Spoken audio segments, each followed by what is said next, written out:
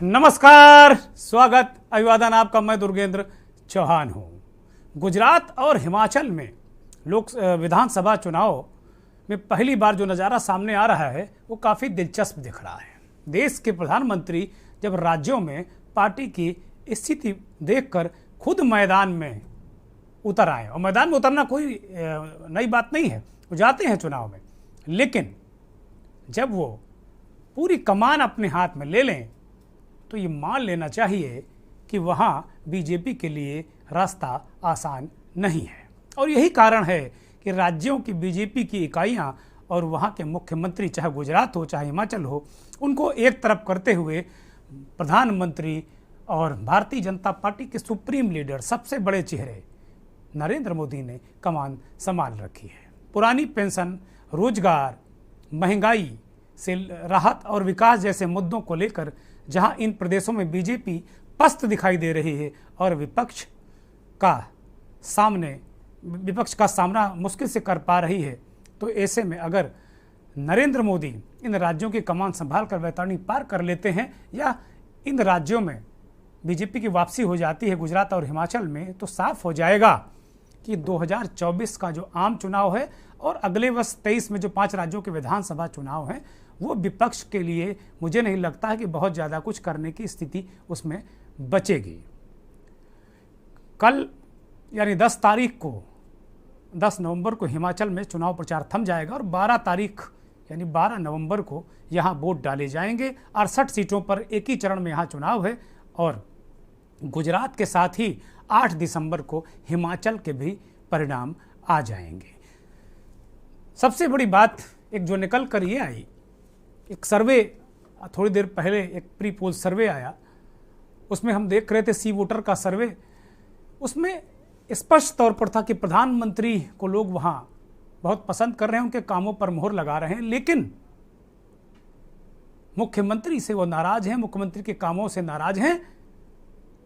तो कुल मिलाकर जो वहाँ का डबल इंजन है वो एक विपरीत दिशा में चलता नजर आ रहा है। गुजरात में ऐन वक्त पर अभी 3 दिग्गज नेताओं, पूर्व मुख्यमंत्री विजय रूपाणी, नितिन पटेल और भूपेंद्र सिंह चुडासमा, इन तीनों ने विधानसभा चुनाव लड़ने से मना कर दिया है। वहां दिग्गजों ने पांव खींच लिए हैं। ये देखना होगा कि बीजेपी दोनों राज्यों में कैसे ये वैतरणी पार करती है। मंथन आज इसी पर।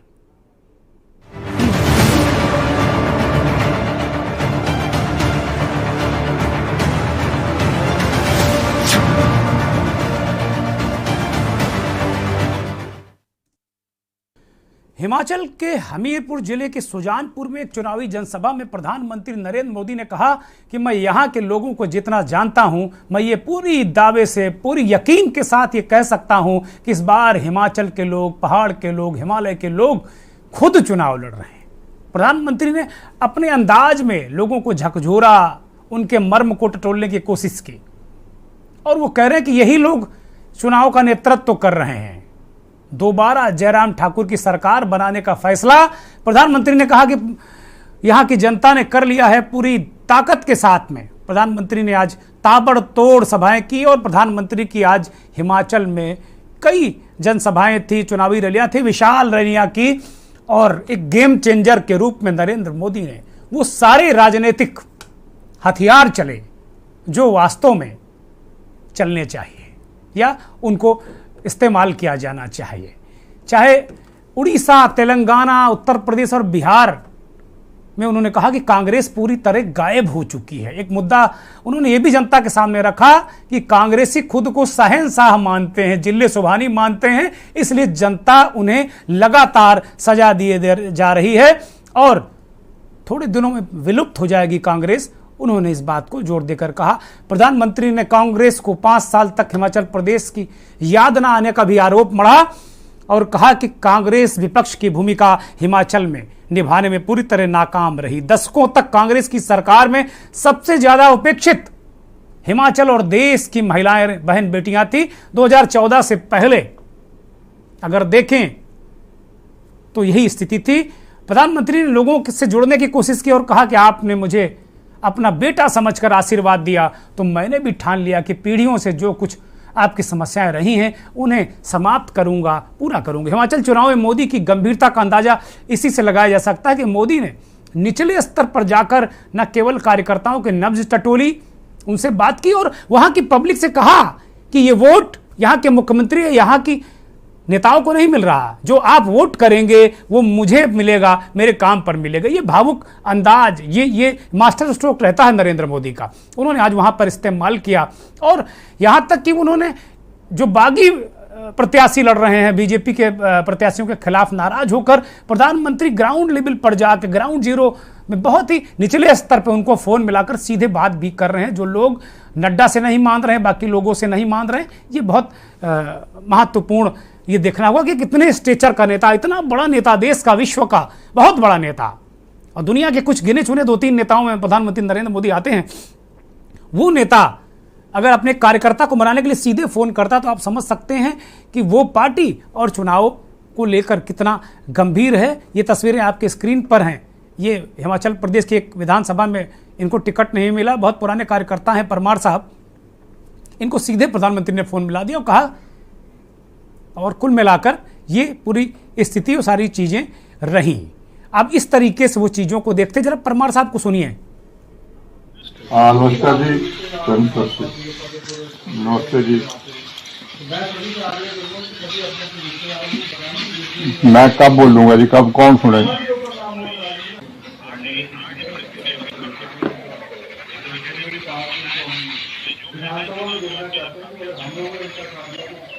मोदी जी, मैं एक बात कहूं,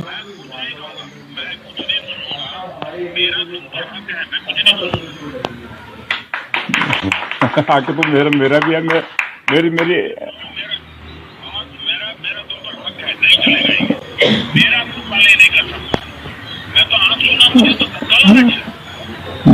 मोदी जी, मैंने नड्डा जी ने मेरे को इतना जलील किया 15 साल जी। अगर तुम्हारे जीवन में मोदी का कोई रोल है, बहुत रोल है जी। नहीं, कम नहीं है जी, मेरे लिए तो भगवान का आदेश है।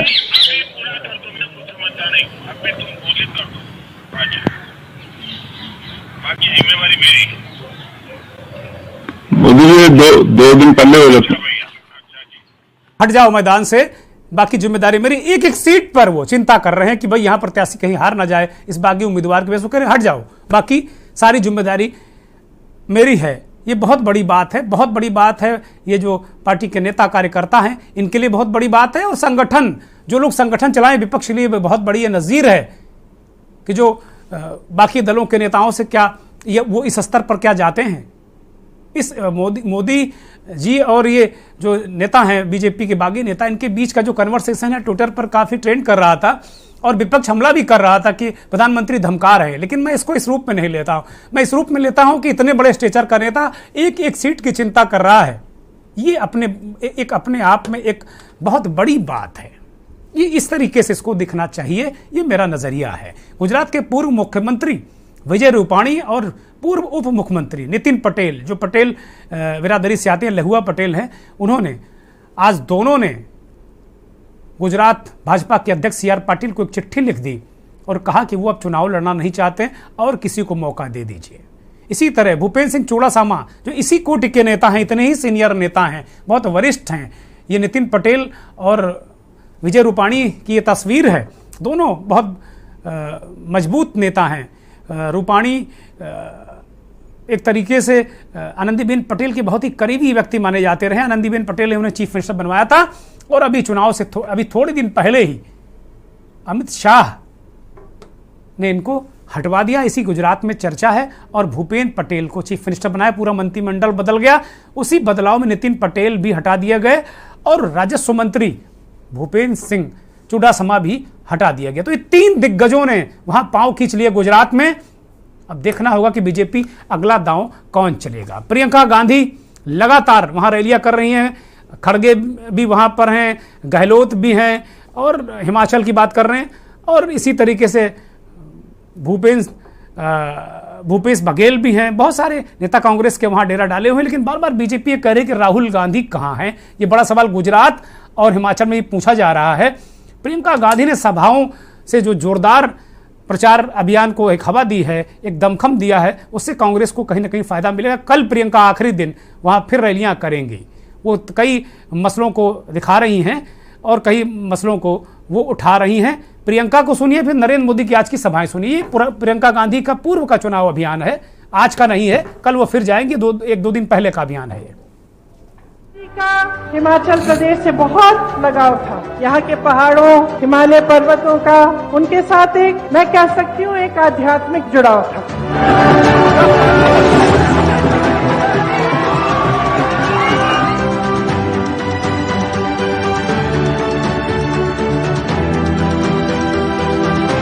कांग्रेस पार्टी, आपके रगों में शहीदों का खून है, वो जज्बा है आप में, क्योंकि शहीदों का खून आपके रगों में। मैं भी एक शहीद की बेटी हूँ, मैं उस जज्बे को समझती हूँ।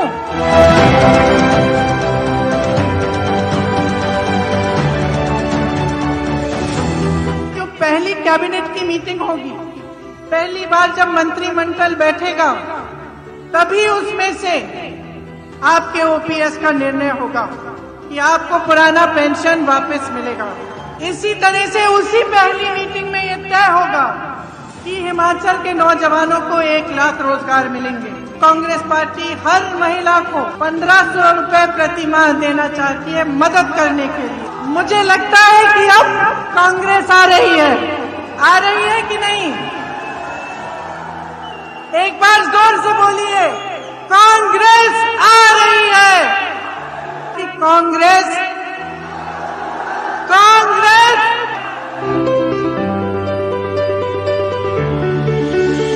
माताओं बहनों, बेटियों के लिए ऐसे ही काम ये डबल इंजन सरकार करती है, करती रहेगी और ज्यादा करना चाहती है। मुझे आपके आशीर्वाद चाहिए।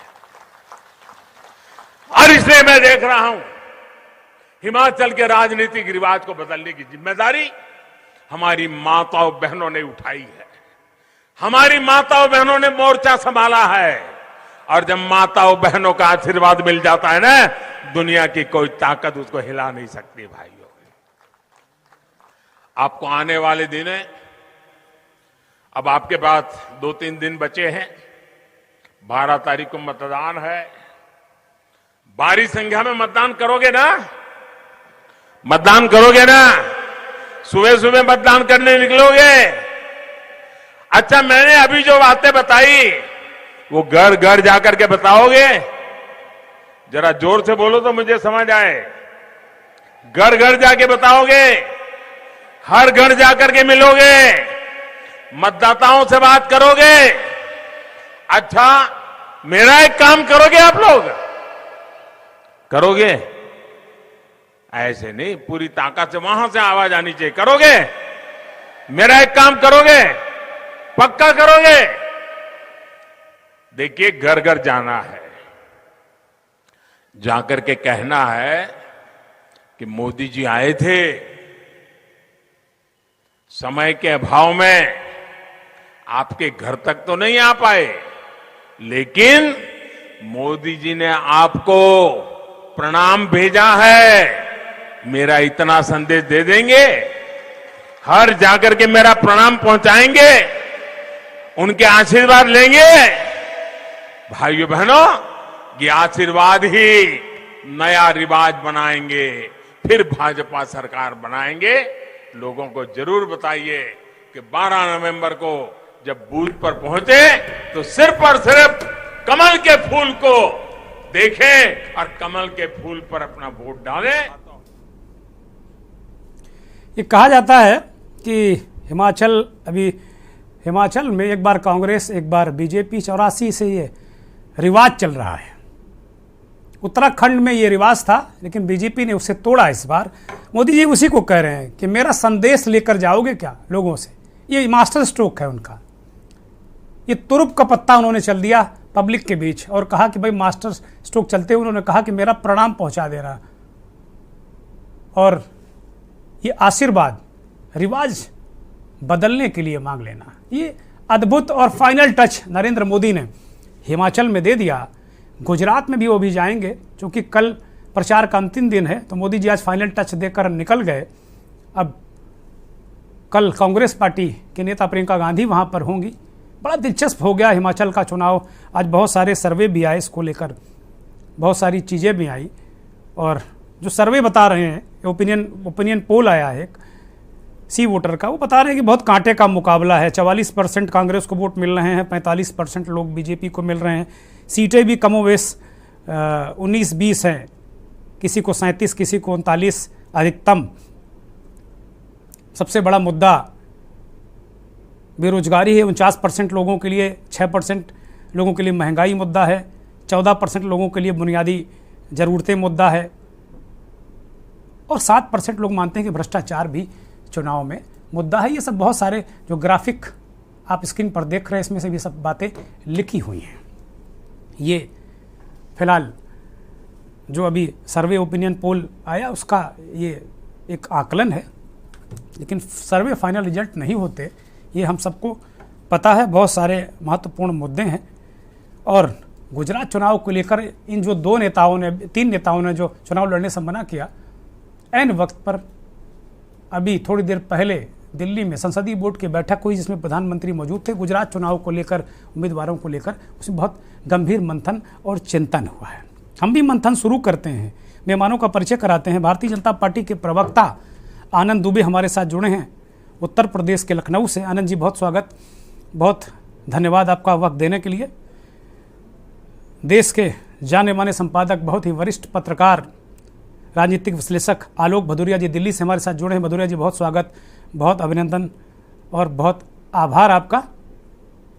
उत्तर प्रदेश की पत्रकारिता के पुरोधा, भीष्म पितामह, बहुत ही वरिष्ठ पत्रकार, 5 दशक से ज़्यादा का अनुभव, अजय कुमार जी हमारे साथ जुड़ गए हैं। अजय जी, बहुत स्वागत, बहुत अभिनंदन और बहुत धन्यवाद, आभार आपका। चुनावी राजनीति और चुनावी विश्लेषण, चुनावी सर्वे अपनी बहुत अच्छी पकड़ रखने वाले, बहुत ही कुशाग्र चिंतक संजय सिंह साहब हमारे साथ जुड़ गए हैं एडीआर से। संजय सिंह साहब, बहुत स्वागत, बहुत अभिनंदन और बहुत आभार आपका वक्त देने के लिए। चर्चा की शुरुआत अजय कुमार जी से ही करते हैं। अजय कुमार जी, आप तो पूरा देश घूमते रहते हैं, हिमाचल, गुजरात, कहाँ कहाँ घूम कर आप आए होंगे, पूरा देश घूमते हैं। ऐसा कोई चुनाव होता नहीं जो आप जाते न रहे हो। बहुत लंबा अनुभव, पता नहीं कितने मुख्यमंत्री बदल गए, कितने प्रधानमंत्री बदल गए, आपने वो सब देखा है। पूरे देश में आपने कवर किया, बहुत बड़े बड़े ब्रांड के लिए आपने काम किया है, जो आज देश और दुनिया के बहुत बड़े ब्रांड हैं, उनमें आपने काम किया, और आप खुद ही ब्रांड हैं। अजय जी, हिमाचल प्रदेश में आज चूंकि हमारा जो मंथन का विषय है कि जो ट्रंप कार्ड है बीजेपी का, नरेंद्र मोदी, अब उसके अलावा बीजेपी के पास कुछ है नहीं है आज फाइनली, और बीजेपी मानती कि वही बहुत कुछ है, बीजेपी के नेता, और साबित भी किया है नरेंद्र मोदी ने। लेकिन आज जिस तरीके से उन्होंने हिमाचल प्रदेश में ताबड़तोड़ सभाएं की, और यहां तक उन्हें कहना पड़ा कि भाई ये वोट जो आप देंगे ये मुझे ही पड़ेगा, यहां के लोगों को नहीं वोट पड़ेगा। और अभी आपने सुना होगा, उन्होंने कहा कि मेरा प्रणाम पहुंचा दीजिएगा, मेरा काम एक कर दीजिएगा, आशीर्वाद मांगिएगा रिवाज बदलने के लिए। फिर एक इससे पूर्व एक वीडियो आया था, एक वो बागी नेता को मनाते हैं। गुजरात में ऐन वक्त पर जब अभी टिकटों की घोषणा होनी है, दिल्ली में संसदीय बोर्ड की बैठक चल रही थी थोड़ी देर पहले, तो पूर्व उप मुख्यमंत्री, पूर्व उप मुख्यमंत्री, पूर्व राजस्व मंत्री, तीनों दिग्गजों ने पांव खींच लिए। बहुत गुजरात और हिमाचल पर आपकी टिप्पणी, लेकिन निवेदन है कि शीघ्रता से, ताकि सबको हम लोग पहले राउंड में शामिल कर लें चर्चा में। दुर्गेंद्र जी, पहले तो बहुत बहुत धन्यवाद देते हैं, आपने मुझे चर्चा में शामिल किया। जहां तक हिमाचल की बात है, परंपरा वहां बनी हुई उल्टी पुल्टी रोटी की। एक बार जो रोटी पक जाती है, दोबारा फिर वो जल जाती है, ऐसा कुछ हिमाचल का रहा। यही कारण है आज ट्रंप का पत्ता भारतीय जनता पार्टी में वहां लगाया। उसके पहले 2 बादशाह लगा चुकी, लगा वो बादशाह भी काम नहीं आए। 2 बादशाह कौन थे? एक योगी जी हमारे उत्तर प्रदेश के मुख्यमंत्री, और दूसरे पुष्कर सिंह धामी, जो कल भी अजय जी, कल भी योगी जी की 4 सभाएं हैं वहां, 3 सभाएं हैं, कांगड़ा और कुल्लू, मंडी और ऊना में, कांगड़ा में कर चुके हैं वो। कुल्लू, मंडी और ऊना में 3 सभाएं हैं योगी जी की। फाइनल टच योगी जी देंगे कल। उनकी है, हाँ कल अंतिम इस क्रम के बाद वो भी अपना क्रम कार्ड खेलेंगे।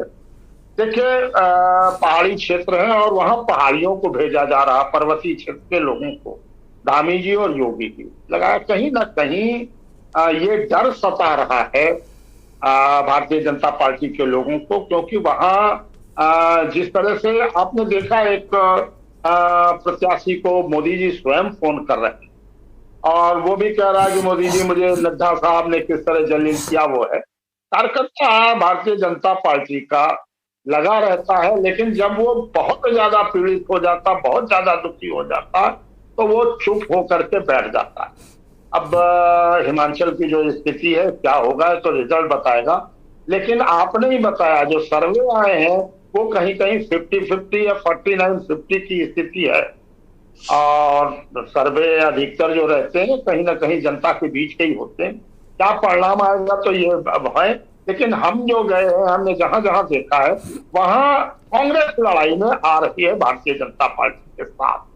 आप अगर वहां होती, आप उतनी ज्यादा है नहीं, जहां जहां आप है वहां भारतीय जनता पार्टी वहां आपकी स्थिति बहुत नहीं है अजय जी, मुश्किल से 1-2-3% वोट मिल रहा है। हिमाचल में आपका कोई वजूद बचा नहीं है। नहीं, मैंने इसीलिए कहा जहां आप है वहां भाजपा को फायदा हो रहा वो, लेकिन यहाँ कांग्रेस और आपकी, कांग्रेस की और भाजपा की डायरेक्ट टक्कर, और जहां सीधी टक्कर है वहां आप जानते हैं विपक्ष का संयुक्त वोट अगर चला जाए तो एक बहुत बड़ी बात है। ठीक बात है। लेकिन कहीं ना कहीं ये लगता है कि सीधी लड़ाई में बहुत से परिणाम आते हैं, थोड़े थोड़े वोटों से जीत हार होती है, और जहां त्रिकोणीय लड़ाई होती है तो भारतीय जनता पार्टी धर्म के नाम पर और सारी चीजों के नाम पर वो सब जीत लेती है। लेकिन वहां कई मुद्दे हैं, स्थानीय मुद्दा बहुत, वहां के नेताओं से जनता बहुत दुखी रही है, भारतीय जनता पार्टी के नेताओं, कार्यकर्ताओं की वहां सुनवाई नहीं हुई है।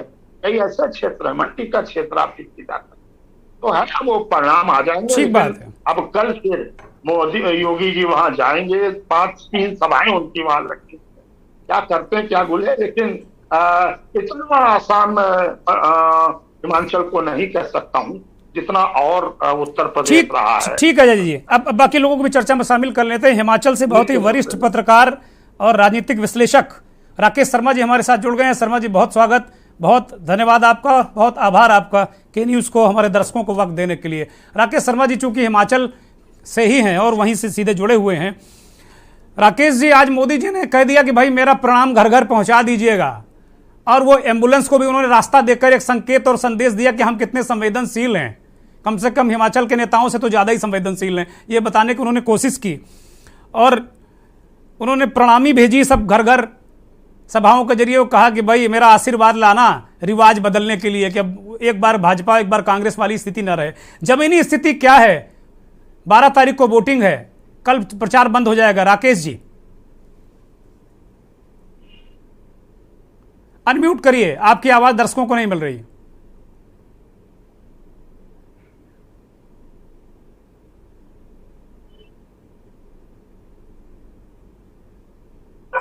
हेलो।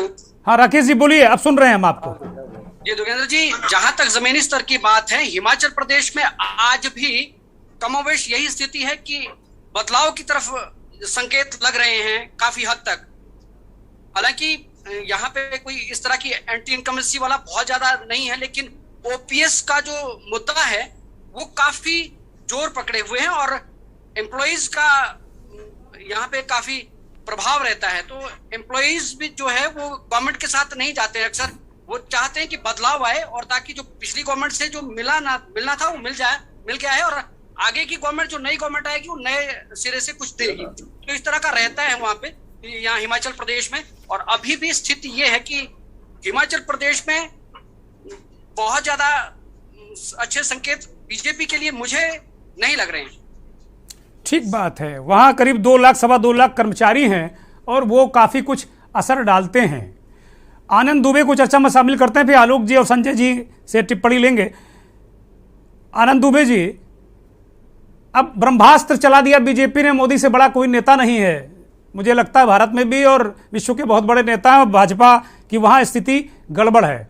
अभी सर्वे आया कि 68% लोग मोदी जी के काम से संतुष्ट हैं, लेकिन जयराम ठाकुर से नाराज हैं। 48% लोग का बदलना चाहते हैं सरकार को। बहुत सारे, बेरोजगारी बहुत बड़ा मुद्दा है और बुनियादी ढांचा, तमाम लोग, इस तरह की चीज़ें वहाँ पे आई हैं। और जो सर्वे दिखाने का मुकाबला काफ़ी दिलचस्प है, कांटे का है। कांग्रेस 44% वोट मिल रहे हैं, 45 बीजेपी को मिल रहे हैं, लेकिन बहुत ज़मीनी स्थिति बड़ी गंभीर वहाँ नज़र आ रही है। तो एक तरीके से जो एक इंजन है वो खींच कर ले जाने की कोशिश करता है नरेंद्र मोदी, जिस इंजन की अगुवाई कर रहे हैं, और जयराम ठाकुर अलग दिशा में बल लगा रहे हैं। तो न्यूटन का सिद्धांत यहाँ कुछ ज़्यादा ही काम कारगर हो रहा है। आनंद दुबे, देखिए, जहां तक मुझे समझ में आता है, आपका सर्वे आपने जो दिखाया, आपका अपना आधार होगा या जिन्होंने नहीं, मेरा सर्वे नहीं, सी वोटर का सर्वे, उसका रेफरेंस हमने लिया है। मैंने एक रेफरेंस लिया है जी, उनका अपना आधार है, मैं उनके सर्वे पे या उनके आधार पे सवाल नहीं उठा रहा हूं। लेकिन एक चीज बहुत स्पष्ट है कि आपने कहा, निश्चित रूप से इसमें कोई दो राय नहीं है कि मोदी जी इस देश के नहीं, दुनिया के सर्वाधिक लोकप्रिय नेताओं में से एक है और उनका एक बहुत बड़ा व्यक्तित्व है और भारतीय जनता पार्टी को उसका लाभ मिलता है।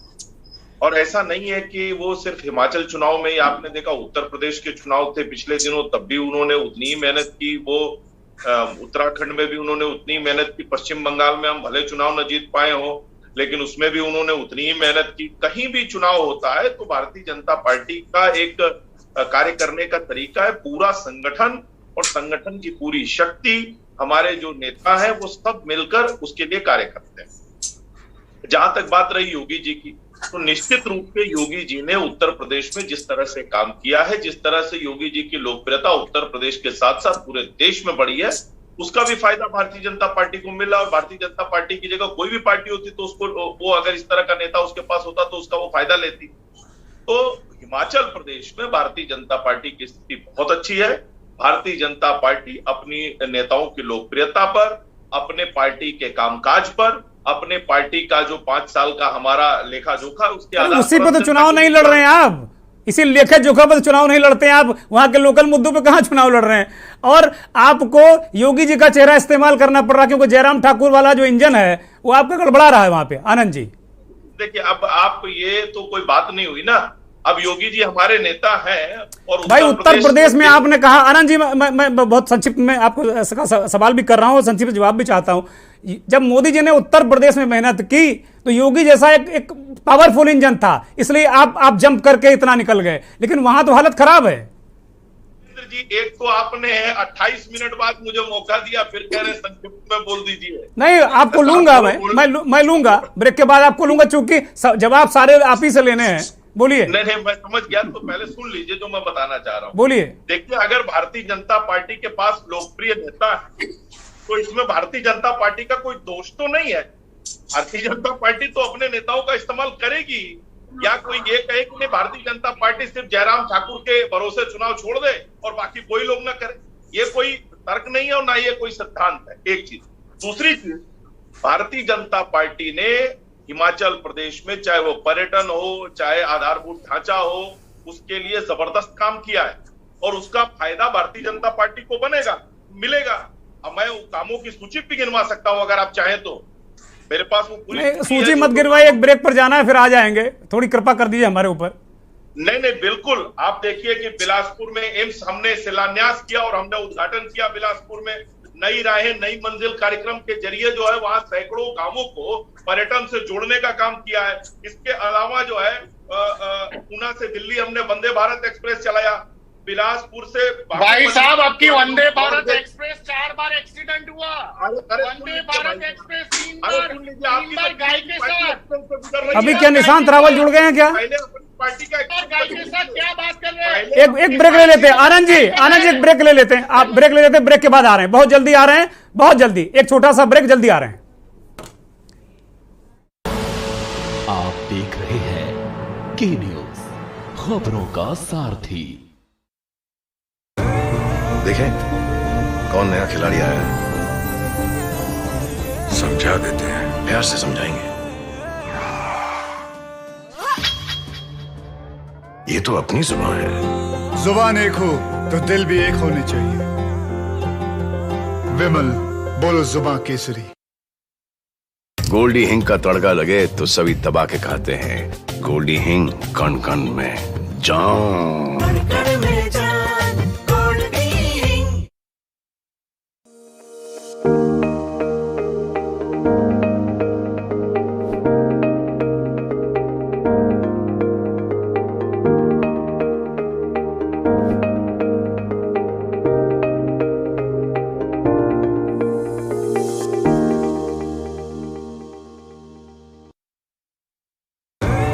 देखें कौन नया खिलाड़ी आया है।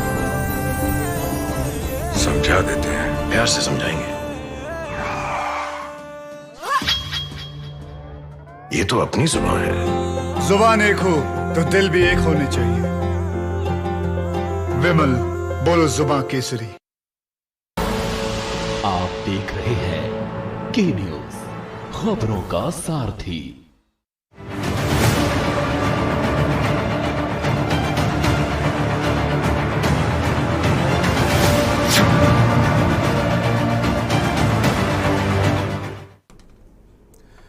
इसी बीच कांग्रेस पार्टी के गुजरात से प्रवक्ता वरिष्ठ नेता निशांत रावल हमारे साथ जुड़ गए हैं। रावल साहब, बहुत स्वागत, बहुत अभिनंदन और बहुत आभार। ब्रेक से पहले आनंद जी एक सूची वहाँ के हिमाचल के कामों की गिना रहे थे। मुझे लगता है 1 मिनट में अगर सूची आप बता दें तो बड़ी मेहरबानी होगी।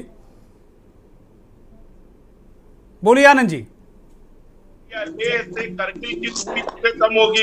इसके अलावा पीआरओ के जरिए हमने वहां पर जितने भी बॉर्डर इलाके हैं वहां सड़कें बनाने का काम किया है। और मैं आपको बहुत सारे काम है जिनकी सूची गिना सकता हूँ। इसमें हमने तमाम काम किया, मैं आपको वो भी सूची गिना रहा हूँ। मुख्यमंत्री हिम केयर योजना के जरिए हमने 2,84,000 लोगों को फायदा पहुंचा है। मुख्यमंत्री सहारा योजना के जरिए 20,000 लोगों को ठीक है, बहुत सारे काम किए। अब जवाब ले लेते हैं। 1,324 परिवारों को जोड़ा है मुख्यमंत्री गृहिणी सुविधा योजना के। ठीक है आनंद जी, बहुत सारी लंबी लिस्ट है। फिर मुझे लगता है लिस्ट ही फिर दूसरे लोग शिकायत करेंगे कि हम लोग 40 मिनट बाद ले गया। आलोक जी को 40 मिनट हो गए, दिक्कत हो जाएगी फिर, है ना। रावल साहब, बीजेपी के प्रवक्ता ने कहा कि बहुत सारे काम हमने किए हैं वहां हिमाचल में, और गुजरात में भी बहुत सारे काम कर रहे हैं। अभी गुजरात पर आएंगे, लेकिन हिमाचल पर आपका छोटा सा रिएक्शन फिर आलोक जी को और संजय जी को लेते हैं। देखिए साहब, गुजरात हो या हिमाचल हो, दोनों की पोजीशन आप वोट शेयर 2017 का आप इलेक्शन का वोट शेयर देखेंगे, दोनों में डिफरेंस सिर्फ 7 to 8% का है।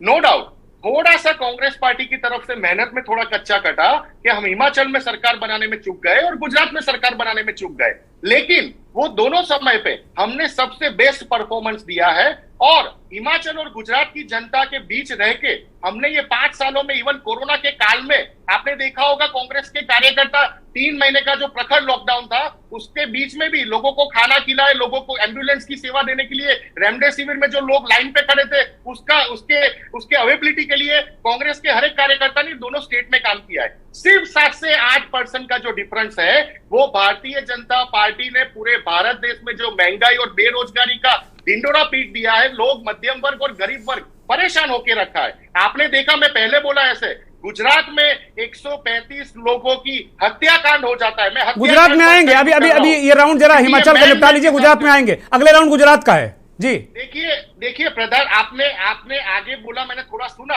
कि बात आ रही है प्रधानमंत्री जी क्यों बार बार चुनाव में आते हैं, क्यों? क्योंकि प्रधानमंत्री जी नरेंद्र भाई मोदी को पता लग गया है, हिमाचल हो या गुजरात हो, कर्नाटक हो या जम्मू कश्मीर हो, यहाँ पे कोई भी राज्य में भारतीय जनता पार्टी का जो ओरिजिनल संगठन था वो ओरिजिनल संगठन बचा नहीं है। जिस जमाने में वाजपेयी जी और अडवाणी जी का विचारधारा था, भारतीय जनता पार्टी के कार्यकर्ता लेके जाता था। ठीक बात है, विचारधारा है, ठीक बात है। रावल साहब राकेश शर्मा से पूछ लेते हैं। राकेश शर्मा जी, अभी बीजेपी के प्रवक्ता ने कहा बहुत काम हुआ, वो पता नहीं बहुत सारी योजनाएं इन्होंने बताई, जमीन पर वो योजनाएं कितना काम कर रही हैं, 30 सेकंड में मुझे बताइए। राकेश जी से संपर्क गड़बड़ा रहा है। आलोक जी, आपने अब तक जो चर्चा बीजेपी को सुना, कांग्रेस के लोगों को सुना, राकेश जी वहां से वरिष्ठ पत्रकार है, जुड़े हुए हैं। हिमाचल में प्रधानमंत्री एक तुरुप का इक्का है, वो कह रहे हैं कि भाई हमारे पास इतने बड़े नेता हैं इसलिए हम इस्तेमाल कर रहे हैं, लेकिन वहां की वस्तुस्थिति क्या है, क्या खबरें आपके पास आ रही हैं, क्या परिस्थितियां हैं आलोक जी? भारतीय जनता पार्टी हिमाचल प्रदेश में काफी बड़े संकट से जूझ रही है, क्योंकि सबसे पहले भाजपा की बात इसलिए करनी पड़ेगी क्योंकि वो सत्ता में है। विपक्ष कितनी चुनौती दे रहा है इस पर हम लोग बाद में बात करेंगे। भारतीय जनता पार्टी के करीब 21 विधानसभा क्षेत्रों में असंतुष्ट और निष्क्रिय कार्यकर्ताओं की समस्याओं से जूझ रही है। यही समस्या गुजरात में भी। तो ये जो असंतुष्ट हैं, अब वो फोन करना प्रचारित है, वो फोन करना उन्होंने फोन किया था नहीं किया था, मैं अभी इस पे भी नहीं आता क्योंकि ये तो फॉरेंसिक वाला विषय है और ये डिबेट वाला विषय, क्योंकि इसको छवि को जो ये बनाने की कोशिश की जाती है ना, जो ब्रांडिंग की जाती है, उसमें भी मेरे को एक चीज ये बात नहीं समझ में आई कि प्रधानमंत्री के स्तर तक ये बात 29 तारीख को क्यों नहीं फोन किया गया। क्या प्रधानमंत्री को नहीं मालूम था कि नामांकन वापसी हो चुकी है? अब तो बैलेट पेपर में तो उनका वो होगा नाम, ऐसा नहीं, नाम तो नहीं हो सकता। नाम बैलेट पेपर से जो ईवीएम मशीन है उससे गायब नहीं हो सकता, चाहे वो पीछे बैठ क्यों नहीं जाए वो चुनाव प्रचार में, लेकिन नाम तो है। तो सवाल है कि एक बहुत बड़ी चूक भारतीय जनता पार्टी के स्तर से भी हुई है, चाहे वो आपके राष्ट्रीय अध्यक्ष भी वहीं से आते हैं, आपके सूचना मंत्री भी वहीं से आते हैं। इन्होंने नामांकन वापसी से 15 मिनट पहले भी फोन क्यों नहीं करवाते? एक ये मार्केटिंग की एक बड़ी चूक। दूसरी, ओल्ड पेंशन स्कीम है, हिमाचल को समझना पड़ेगा कि हिमाचल में लोग सेना में, फौज में और ये कर्मचारियों की संख्या तादाद काफी बड़ी है। उनको एक ये बात नहीं समझ में आ रही है ओल्ड पेंशन स्कीम क्यों नहीं लागू हो सकती, और जबकि कांग्रेस ने कुछ राज्यों में लागू कर दी है अपने प्रदेशों में। ये एक बड़ा मुद्दा है और उसको काफी ये उज्ज्वलित कर रहा है। इसकी काट भारतीय जनता पार्टी अभी तक नहीं ढूंढ पाई है। तीसरा, अभी आपने कहा कि एक जो दूसरा इंजन है, एक केंद्र का इंजन दिल्ली का ठीक चल रहा है, लेकिन जो बाकी इंजन है वो काम नहीं कर रहा है। यहाँ मैं आपको दूसरी बात कहना चाहूंगा कि जो अभी आपने बताया कि केंद्र का इंजन ठीक काम कर रहा है, मैं उससे सहमत नहीं हूँ, क्योंकि महंगाई और बेरोजगारी का मुद्दा एक ऐसा है कि जो केंद्र का इंजन ही ठीक कर सकता है, उसका ठीकरा बेचारे जयराम ठाकुर के ऊपर फोड़ना उचित नहीं। मैंने सर्वे का हवाला आलोक जी दिया था, मैं आदर के साथ में कह रहा हूं कि सी वोटर का सर्वे है कि भाई जो मोदी जी के काम पर 68% लोग मोहर लगा रहे हैं और जयराम ठाकुर को 49% लोग कह रहे हैं कि बेरोजगारी बहुत बड़ा मुद्दा है, 7% लोग कह रहे हैं कि महंगाई छोटा मुद्दा है। सर्वे को थोड़ा सा अगर और पीछे चले जाए तो आपको छत्तीसगढ़ में भी बड़े अच्छे सर्वे आए थे, राजस्थान में भी आए थे। मैं संजय सिंह को शामिल करता हूं एडीआर से। ये जो सर्वे वाला मसला है संजय सिंह का विषय है और ये चीजों को समझते हैं। संजय जी, क्या स्थिति हिमाचल को लेकर, क्या इनपुट है आपके पास, क्या स्थितियां हैं? तरह तरह के सर्वे आ रहे हैं, आप भी टीवी पर देख रहे होंगे। नहीं, चौहान साहब, बहुत ही महत्वपूर्ण चर्चा है और दरअसल सर्वे को लेके, क्योंकि मैं एसोसिएशन फॉर डेमोक्रेटिक रिफॉर्म का एक प्रतिनिधि हूं और इलेक्ट्रल रिफॉर्म पे काम करते हुए मैं ये कह सकता हूं कि सर्वे जो है वो परसेप्शन पे आते हैं।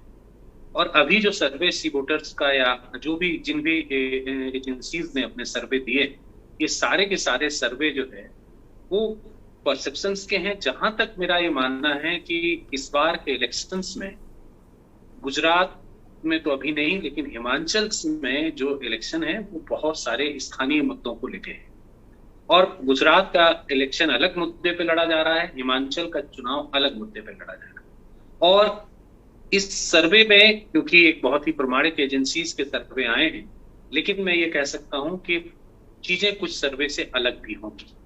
हम लोग भी लगातार एफिडेविट्स के विश्लेषण, वहां की राजनीतिक घटनाक्रम और जो पूरा चुनावी वातावरण है उस पर निगाह बनाए हुए हैं। हम लोगों के पास भी इनपुट है। हम ये कह सकते हैं कि अभी बहुत ही आमने सामने की टक्कर है दोनों पार्टियों के बीच में। ठीक बात है। राकेश शर्मा जी, वहां स्थानीय मुद्दे क्या है हिमाचल में? एक बड़ा महत्वपूर्ण सवाल है, फिर मैं गुजरात पे आता हूं। अनम्यूट करिए राकेश शर्मा जी।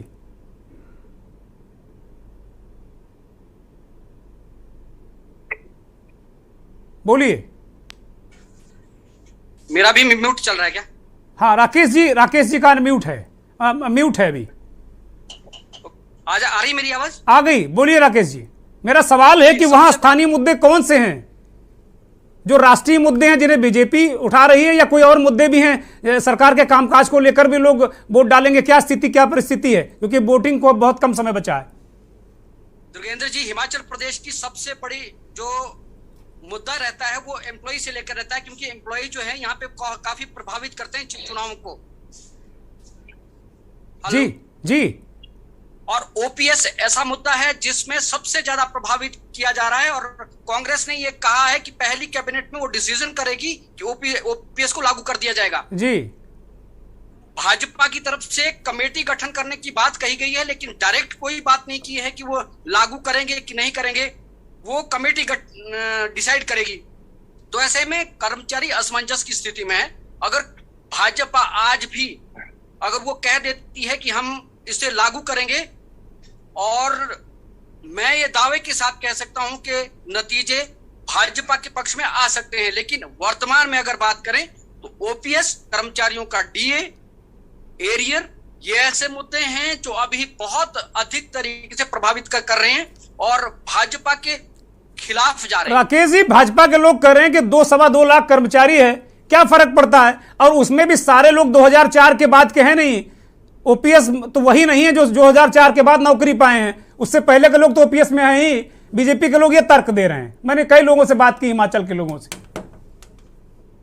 1.5 लाख ओपीएस के कर्मचारी हैं, और आप ये देखिए कि सिर्फ आप 2.5 लाख ना लें, 3 लाख ना लें इनको।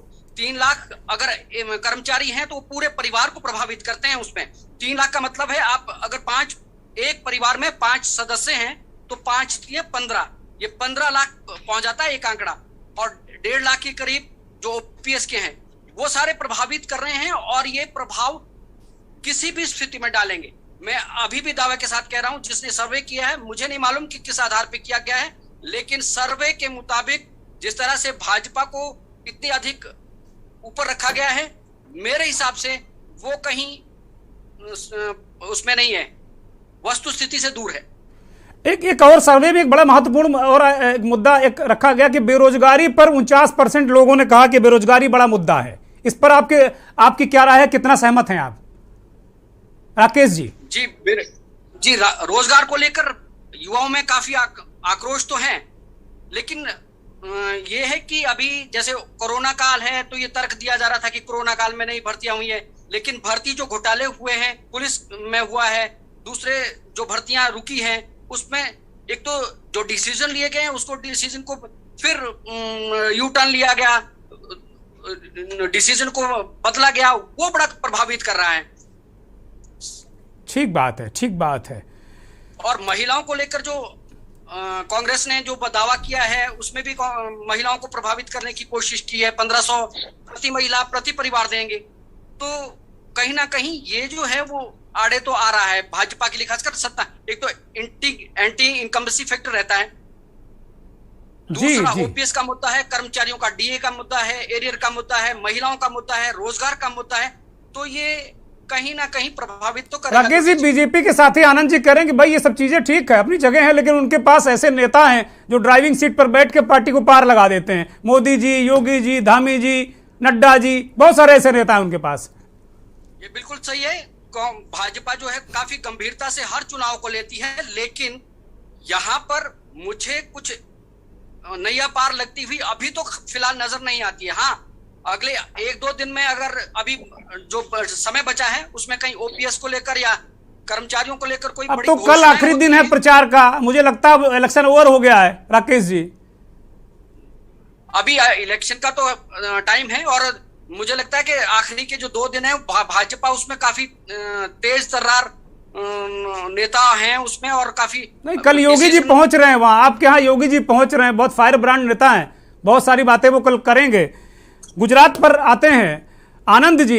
गुजरात में आपके 3 बड़े नेताओं ने, एक पूर्व मुख्यमंत्री विजय रूपाणी, दूसरे डिप्टी सीएम नितिन पटेल जो आपके रहे हैं पूर्व डिप्टी सीएम, पटेल बिरादरी से आते हैं, बहुत सारे पटेल वहां डिसाइडिंग होते हैं, और तीसरे भूपेंद्र सिंह चुड़ासामा राजस्व मंत्री थे, बहुत सीनियर नेता हैं वो भी। इन तीनों ने कहा कि भाई हम चुनाव नहीं लड़ेंगे, अब अपनी लकुट कमरिया ले लो और जिसको चाहो दूसरों को मौका दे दो। आज ही शाम को उन्होंने CR पाटिल को चिट्ठी लिखी, उस वक्त ये चिट्ठी आई है जब दिल्ली में संसदीय बोर्ड की बैठक हो रही थी। तो इन दिग्गजों ने वहां पांव खींच दिए हैं, इसके क्या मायने हैं?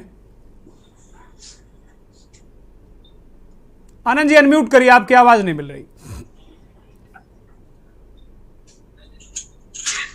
आनंद जी, हेलो, आवाज आ रही है? हाँ बोलिए आनंद जी। जी देखिए, चुनाव में हर पार्टी की अपनी रणनीति होती है और हर पार्टी का अपना फैसला होता है, उसके आधार पर वो चुनाव लड़ता है। पार्टी भारतीय जनता पार्टी का पूरा संगठन गुजरात में चुनाव लड़ रहा है। हम जो भी उम्मीदवार जिनको भी हम मैदान में उतारेंगे वो भारतीय जनता पार्टी और कमल के निशान पर चुनाव लड़ेंगे। प्रधानमंत्री मोदी जी और हमारी जो सरकार चली है उनकी उसकी लोकप्रियता के आधार पर चुनाव के मैदान में। आनंद जी, क्या मुद्दे क्या है, मुद्दे क्या है आपके वहां गुजरात में, जरा बता दीजिए। सुन लीजिए ना, अभी हिमाचल की एक बात हो रही थी कि प्रधानमंत्री जी हिमाचल क्यों जाते हैं। नहीं, अब हो गया, वो तो मसला ही हो गया, अब गुजरात पे आ गए ना। सुन लीजिए, मैं आपको बता रहा हूं कि प्रधानमंत्री जी सिर्फ चुनाव में नहीं, चुनाव के अलावा भी 9 बार गुजरात गए हैं, अरे हिमाचल प्रदेश गए 9 बार। इससे पहले, चुनाव से पहले वो 9 बार। और एक चीज और बता दूं कि उन्होंने कई बड़ी योजनाओं की शुरुआत जो है वो हिमाचल प्रदेश से की है। हाँ, की है, कौन इनकार कर सकता है, उन्होंने किया है, इसमें कहीं कोई संदेह नहीं। और मैं ये कह रहा हूं, अभी कांग्रेस के प्रवक्ता कह रहे थे, कोई बातें कर रहे, अभी उपचुनाव का रिजल्ट आया, आपने देखा 7 सीटों पर जो उपचुनाव हुए उनमें 4 में जीत गए आप। कल मैंने मंथन इसी विषय पे किया था कि बीजेपी ने 4 सीटें जीत ली, विपक्ष अपने गिरबान में झांक ले। तेलंगाना में कांग्रेस पार्टी की क्या गति हुई उपचुनाव में, ये बताने की जरूरत नहीं, और वो भी तब हुई। अब गुजरात पे आ जाइए आनंद जी, गुजरात पे आ जाइए। गांधी भारत जोड़ो यात्रा पर निकले हुए थे और तेलंगाना से होकर गुजरी है, उसके बावजूद जो है, अरे यात्रा कोई जादू की छड़ी थोड़ी है महाराज, यूं निकल गए वो चुनाव जीत जाएंगे। आप लोग चुनाव बहुत अच्छी तरीके से लड़ते हैं, कांग्रेस अच्छा लड़ती तो जीतती ना। यात्रा के निकलने से चुनाव नहीं जीतेंगे, यात्रा एक अलग प्रोसेशन है उनका अपना। भाई जिस दिन भारत जोड़ने निकले उस दिन गुजरात जो है कांग्रेस विहीन हो गया। आगे जैसे जैसे बढ़ते गए कांग्रेस। आप गुजरात पे मुद्दे बताइए आनंद जी, किन मुद्दों पर गुजरात में चुनाव लड़ रहे हैं, किन मुद्दों पर चुनाव लड़ रहे हैं गुजरात में? है ना, अब आप ये देख लीजिए कि जैसे जैसे राहुल गांधी जी आगे बढ़ते जाएंगे कांग्रेस पार्टी खस्ताहाल होती चली जाएगी। और मैं आपको दावे के साथ कह रहा हूं कि गुजरात में कांग्रेस पार्टी पिछली बार से भी घटिया प्रदर्शन करने की ओर अग्रसर है। अरे अपने मुद्दे बता दीजिए महाराज, वहां पे क्या मुद्दे पे चुनाव लड़ रहे हैं?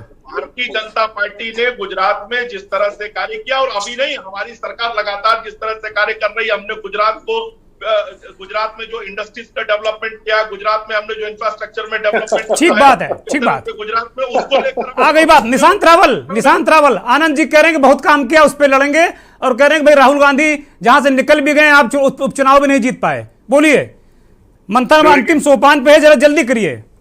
दुर्गेंद्र जी, आपने 400 बार पूछा कि गुजरात में आप कौन से मुद्दे पे लड़ने वाले हो, और 4000 बार भारतीय जनता पार्टी के प्रवक्ता ने कांग्रेस को क्रिटिसाइज किया। अरे मैं आपके बीच में नहीं बोला था, मैं आपके बीच में नहीं बोला था। अरे आनंद जी बोलने दीजिए, आनंद जी बोलने दीजिए, निशांत जी को बोलने दीजिए। भाई झगड़ा मत करिए प्लीज, कृपा करके झगड़ा मत करिए आनंद जी, उनको बोलने दीजिए ना। अब आपके बीच में वो नहीं बोले ना। चैनल में आते हैं तो थोड़ा पढ़ लिख के आइए। आप भारतीय जनता पार्टी के प्रवक्ता बन के आए, थोड़ा पढ़ लिख के आइए। देखिए दुर्गेंद्र जी, मैं आपको बताता हूं, गुजरात में प्रति 1000 शिशु का मृत्यु दर, आप बिलीव नहीं करोगे, 11.5% हो चुका है। गुजरात में बेरोजगारी चरम सीमा पर, क्योंकि गुजरात में यहां से ही प्रधानमंत्री जी 2014 में बड़ौदा सिटी, जहां पे मैं रहता हूं, वहां से लोकसभा जीत के आए थे, लेकिन उन्होंने बड़ौदा सीट को विड्रॉ कर लिया और बोला था कि गुजरात में अहमदाबाद शांघाई हो जाएगा, बड़ौदा लंदन हो जाएगा, सूरत न्यूयॉर्क हो जाएगा। आप बिलीव नहीं करोगे, इतने साल हो गए, 27 साल में गुजरात में एक भी सिटी में मेट्रो ट्रेन चालू नहीं हो पाई है। 27 साल में गुजरात में एक भी नई सरकारी स्कूल की स्थापना नहीं हो पाई है। 27 साल में गुजरात में 27 नई यूनिवर्सिटी की स्थापना नहीं हो पाई है। 27 साल के भारतीय जनता पार्टी के कुशासन में 27% गरीब वर्ग, मध्यम वर्ग में आना चाहिए था, उसकी जगह पे उल्टा हो गया। 27% से ज्यादा मध्यम वर्ग आज गरीबी रेखा में आ गया है।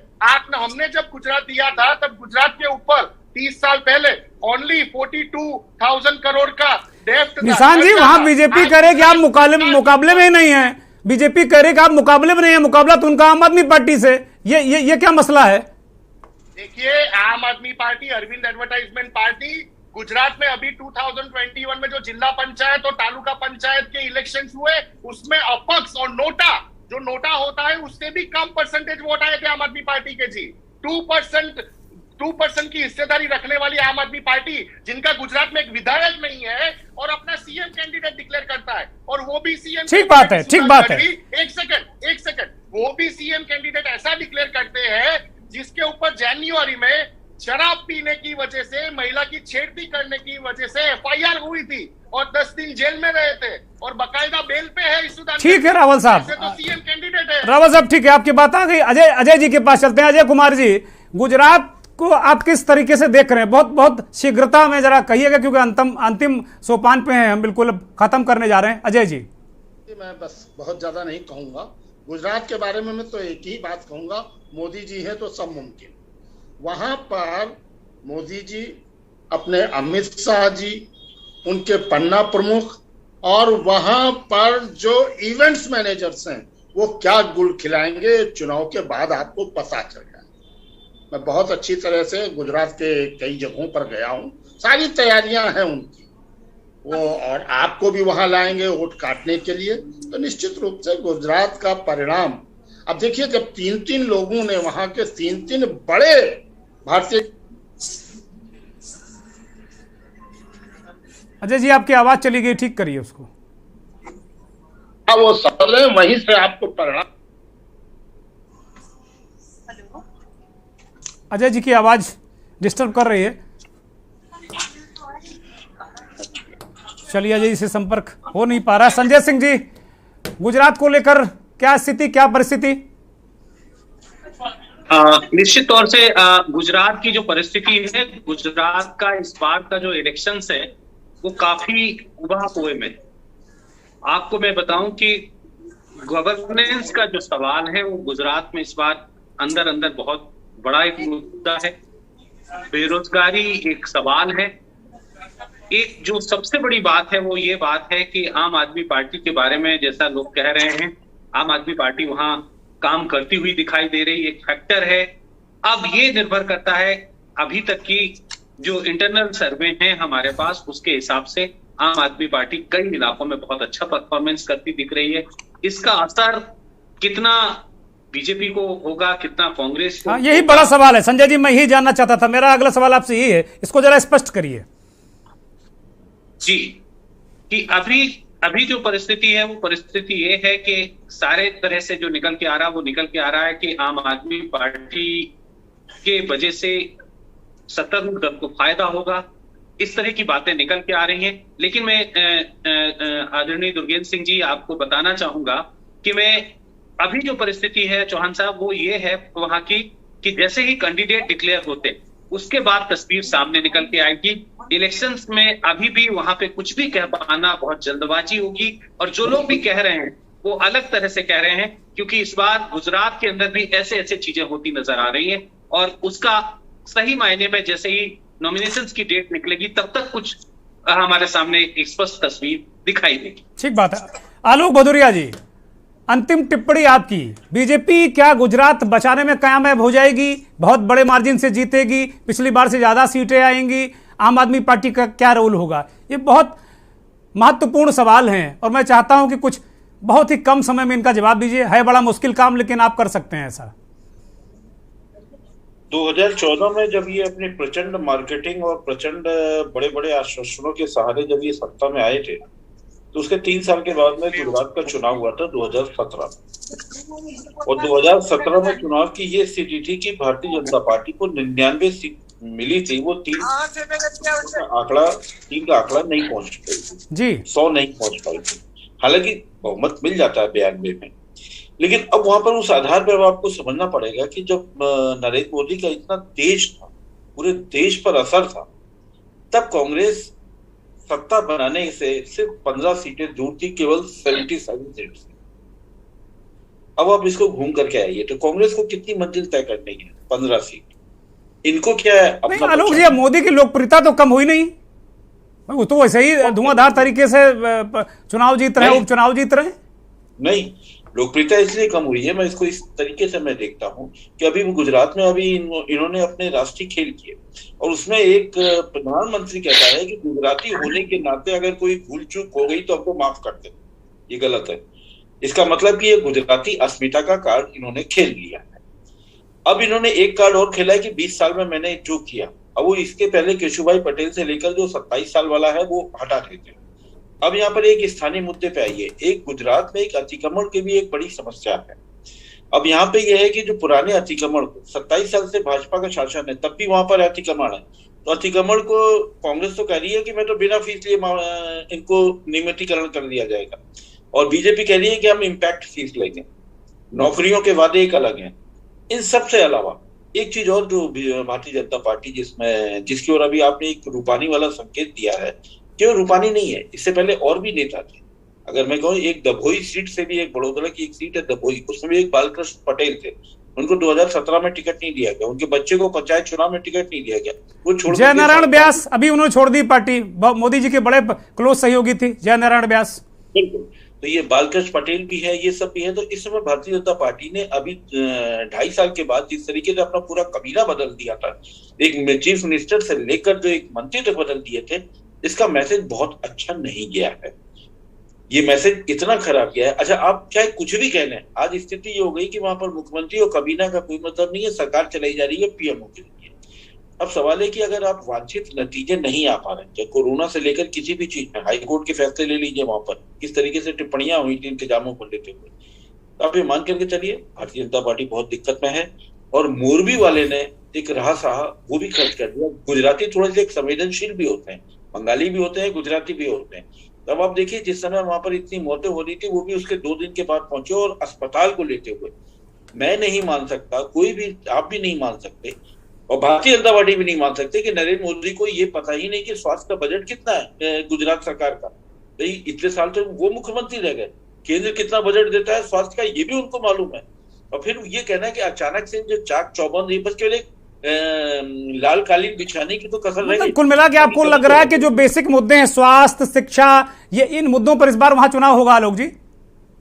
बिल्कुल, इस बार इसमें आ रहा है, ये बड़ा मुद्दा आ रहा है। और दूसरा एक सौराष्ट्र वाला जो मुद्दा है वो काफी बेचैनी पैदा कर रहा है। किसानों का जो समस्या आ रही है इस बार वो भी बेचैनी पैदा कर रही है। और तीसरी जो सबसे बड़ी बेचैनी है, गुजरात की कम्युनिटी है, कारोबार से जुड़ी हुई कम्युनिटी है। और इस समय अगर आप याद करिए तो कुछ दिन पहले एक वो सर्वे आया था, सीओ का सर्वे आया था, केपीएमजी बहुत बड़ी एजेंसी है वो, एडवाइजरी फॉर्म, वो उसका एक सर्वे आया था। उसमें सारे कहते कि आप सीओ भी मानने लगे कि मंदी बहुत आ रही है, मंदी आ रही है, इसका मतलब कि गुजरात आलोक जी समाप्त कीजिए, अब वक्त खत्म हो रहा है। गुजरात के उद्यमियों का भी एक मतलब जो फायदा है वो कम हो रहा है, तो मंदी के शिकार हो रहे हैं। तो आर्थिक स्थिति इस बार खराब होने का खामियाजा से बचना बहुत मुश्किल है। बहुत शुक्रिया, बहुत शुक्रिया आलोक जी, बहुत शुक्रिया आनंद जी, बहुत शुक्रिया, और आदेश निशांत रावल जी आपका भी बहुत शुक्रिया, बहुत शुक्रिया। उन दर्शकों का, संजय सिंह का भी बहुत शुक्रिया, अजय कुमार जी का भी बहुत शुक्रिया, और शुक्रिया उन तमाम करोड़ों दर्शकों का जो के न्यूज़ को देखते हैं, हमारा खास कार्यक्रम मंथन देखते हैं। अब वक्त हो चला है भारत जोड़ो यात्रा में, चलते चलते में हम भारत जोड़ो यात्रा को ले रहे हैं। भारत जोड़ो यात्रा महाराष्ट्र पहुंच गई है। राहुल गांधी की अगुवाई में तमाम सारे एनजीओ और तमाम लोग उस यात्रा में शामिल हैं। मराठियों ने इस यात्रा का अनोखे अंदाज में स्वागत किया और राहुल गांधी भी बहुत ही उत्साहित थे। लोगों के प्यार और स्नेह को देखकर वो नृत्य कर रहे हैं। इन तस्वीरों के साथ आपको छोड़ जाते हैं। बहुत बहुत धन्यवाद, नमस्कार।